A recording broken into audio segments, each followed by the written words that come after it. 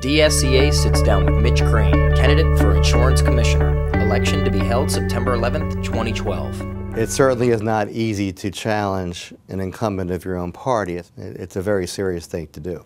I would not have done so if I did not believe that the current administration is not a pro-consumer administration. I believe that the main responsibility of an insurance commissioner is to look out for policyholders, for the consumers. The insurance companies have their own lobbyists who push their interests. The insurance commissioner needs to be the lobbyist for the consumer. We don't have that now. I think there needs to be a change. And I think there needs to be a commissioner who not only is an alternative to the current commissioner, but somebody who has the qualifications and experience necessary to fight for the consumers. I think that's me. I worked regulations, I worked legislation, and under the current commissioner, I also served as Director of Consumer Services. Also, having worked for Matt Dent, I also know that the purpose of the department is to serve the interests of insurance consumers.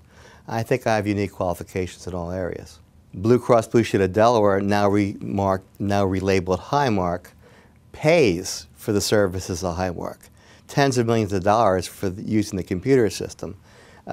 I opposed this affiliation, as did the Attorney General Beau Biden. We did so because we believe that eventually it'll lose 800 jobs to Delaware. It will have a company go from perhaps 55% of the market to maybe as much as 75%, which will again reduce competition.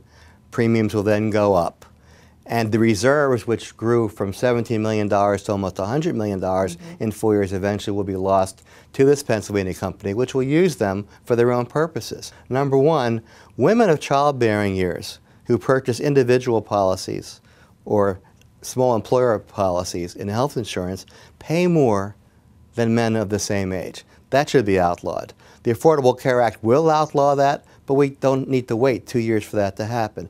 Seniors who drive find that in most cases their auto premiums go up as they reach 70, 75, and 80. That should not be permitted.